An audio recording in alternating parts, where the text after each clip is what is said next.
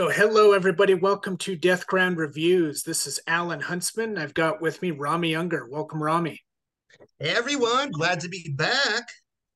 So, today's movie, this is highly recommended Halloween viewing.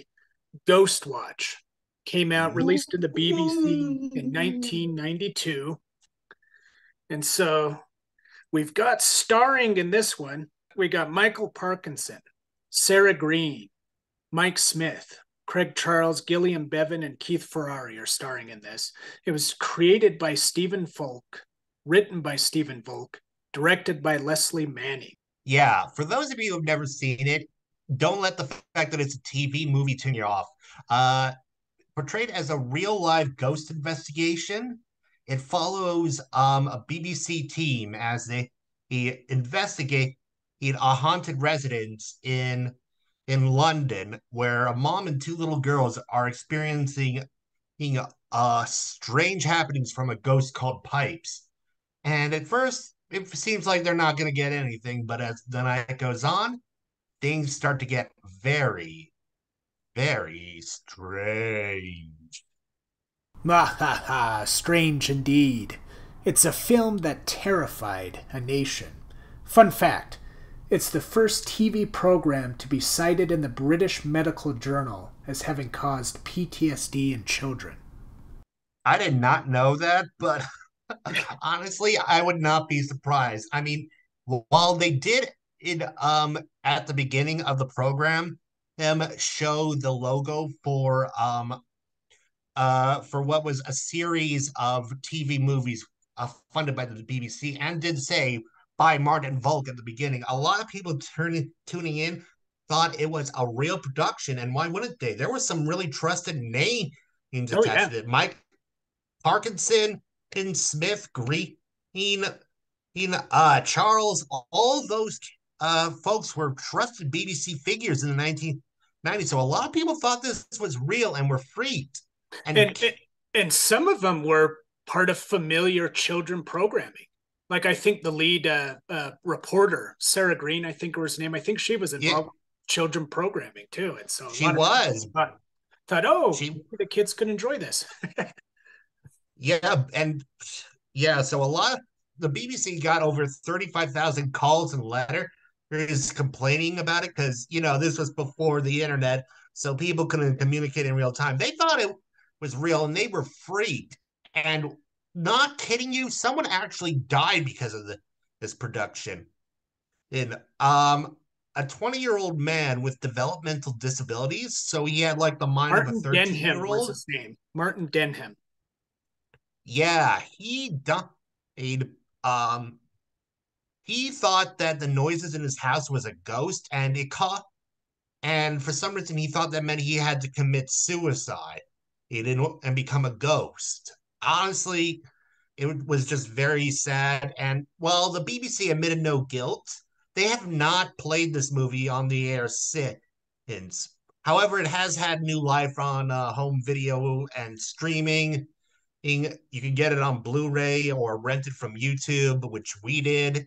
It, but it's such a great film. It feels like a real news report, and you kind of get lulled in, don't you? You do. So some more information on Martin Denham. So the Denham family, they had a faulty central heating system in their house that caused the pipes to knock. And of course, in the movie, there was similar pipe knocking Which going they on. blamed on a ghost called Pipes. Exactly. And it seemed that Martin believed that a similar poltergeist was haunting his own home, and it overwhelmed and scared him to the point that he ended his own life. It's just really sad. This is a passage from a note he left for his parents before he died. If there are ghosts, I will be with you always as a ghost. Chilling, chilling last line there. Despite all that, it is still amazing. It's kind of like War of the Worlds radio broadcasts. You know how that it's Oh, yeah. allegedly in the 1930s. A lot of people thought Orson Welles' War of the Worlds broadcast on the radio was a real alien invasion and freaked out. The actual historical record is a little iffy on the subject, but it's kind of like that meets the Enfield Poltergeist, aka what The Conjuring 2 who it was inspired from or took inspiration from. And it really does feel like a real normal broadcast. I mean, you've got these quiet moments where people are talking, going over information or relating their own ghost stories. There's supposed phone calls from people who experience real paranormal stuff, and it just gets creepier and weirder. It brings to my mind, Rami, even as an author of fiction, where you're upfront about this is a work of fiction, you're still going to eat some shit. Like you're still going to get those people that write in expressing anger that an animal got hurt or they feel you're celebrating a serial killer, et cetera, et cetera. There's going to be complaints. But man, when you present a film like this, trying to put it across like it's real, boy, oh boy, you got to be prepared to eat some extra shit. All those calls that came flooding in on him. Yeah, and it was really, but it goes to show the endurance of it. It wasn't popular just because it hasn't remained this popular and this well known just because of what happened in its wake. It is legitimately well done, and they've got great production values. It all looks real. It all looks like a real news report. I mean, the fact that they don't go for any big special effects makes it seem very real. The house where where the haunting takes place, that looks like a real house in the suburbs of London. Uh, you know, you don't really think it's a set, but it apparently is, and but it doesn't look it. And everyone involved looks like a real person. I mean, they had people waving at the cameras, like, I'm on TV. You see that with no morning news programs, people standing out in the cold, well, just for a chance to be on TV, go woo, and hold up their signs. I got to tell you, Rami. So when I first saw the cover, when this film was first suggested to me, I didn't read the synopsis at all. And so I went into this thing, I had this assumption it was going to be this kind of campy, silly ghost story. Something similar to like maybe The Frighteners with Michael J. Fox. Remember that film? That's what I was imagining at first. And then I started watching this thing and I went, okay, wait a second. I need to take this thing more seriously. And it totally caught me off guard. And 60 minutes into it, 70 minutes into it, when things start to get really strange, it really actually unnerved me. I have to admit. This one really surprised me that way. What would you find was the scariest scene? Well, I'll tell you mine. The scene for me that really horrified me was when the girl first gets those scratches on her face. Oh, yeah. And then you've got the sound of those cats screaming out in the room. That unnerved me big time. And I was just trying to make connections of what could cause that. Was it herself? Was it the cat? Because remember, the cat was appearing in the back porch. Yeah, that one really unnerved me and got me questioning all kinds of things. I the thing that I go to right off the top of my head is when things really start to get crazy and the cameraman does one final sweep of the girl's bedroom and he sees that figure, then he turns around and he's like, what? There's nothing there. That is freaky. Oh, and speaking of looking back at stuff, you know how in Ghost Watch they go over that one clip from that night where there's noises and the girls run out of the room and there's a shadowy figure standing behind the curtain. Yeah. Okay, I watched that clip and then I went back to the beginning of the movie when they first showed that clip. It's two different clips. It's two different clips. You don't see that shadowy figure there in the first time, but every time after you see that shadowy figure. But I think that's all. I think that's part of filmmaking right there. Human memory is very fragile. It's like a Wikipedia article that you can edit. So I think that they were playing with people's memories just to make them think, wait, what? Okay, I gotta pay more attention. This is might be real, and I apparently missed something. Ah, yeah. You bet. It's an attempt to create an effect that makes it feel like a live viewing. There was a line from the movie that really stood out to me, and it was from Dr. Silvestri. And Oh yeah, the skeptic. or no, it was the other doctor. It was the Oh, Pascal or Pascal. Pascal. Yeah, yeah.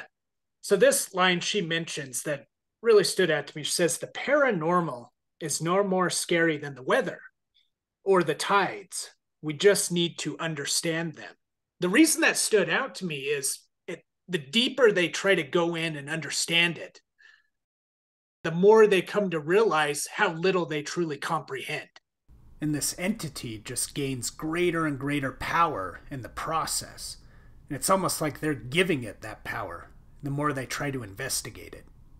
And that's horror for you. Yeah. Right there. That's a kind of horror. Like if you strip back the surface, you're gonna find an underbelly that's not that very pretty. It's gonna be very terrifying, and it's not gonna be easy to control. Any other things that stood out to you, Rami? Any other Thinking. things that disappointed you? Was there anything in this film you wish they had explored, but that they didn't? I wish we'd seen the entity Pipes a bit more. Not enough that Mm. we got good looks of him like in a Scooby Doo story, but it definitely would have liked more glimpses of him. What we saw was just not enough.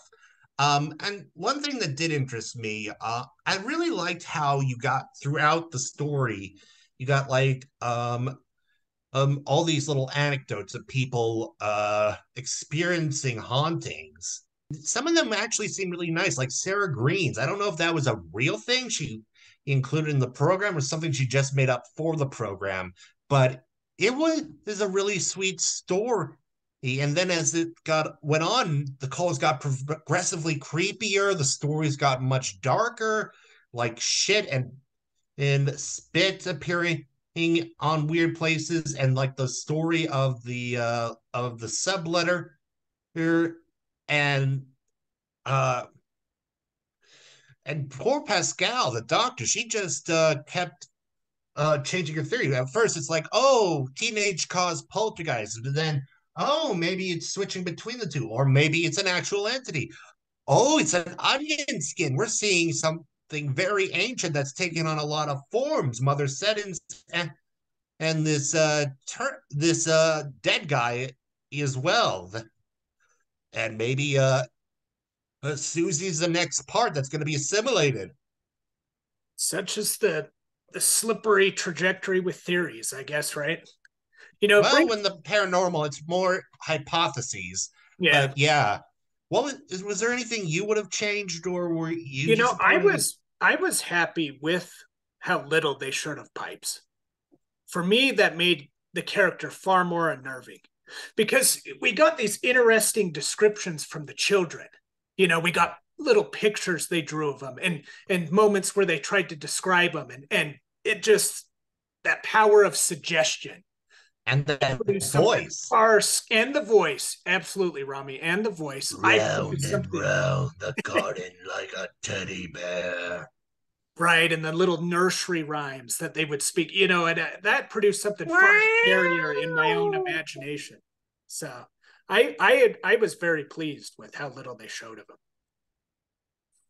Well, it's to say the least.